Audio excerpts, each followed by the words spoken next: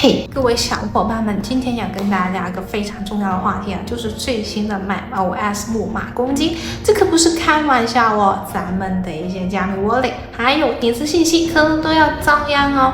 那曼谷的创始人有些大佬最近发出警告，说是有一群东欧黑客针对苹果电脑用户出了一款非常阴险的木马软件，这玩意一旦在你的 Mac 上运行呢，就会偷偷摸摸的搞事情。那它能干啥呢？简直就是无所不能。第一个，偷走你浏览器里面所有的 cookies 自动填充的信息还有密码。第二，窃取你加密 wallet 的助记词还有私钥文件。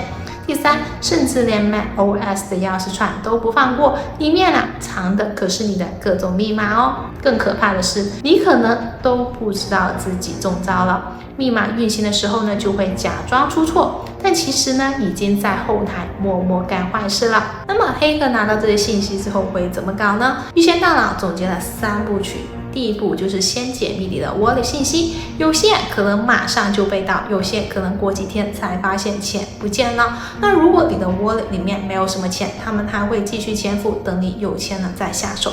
然后就是你的社交账号了，像什么 Twitter、Trade Platform 什么的，可能都会被黑哦。最后可能连 Telegram、Discord 这种通讯软件呢，也是难逃毒手的。所以各位一定要提高警惕了。如果不小心中招了，那怎么办呢？第一就是第一时间处理好前面所说的一些账号还有 wallet。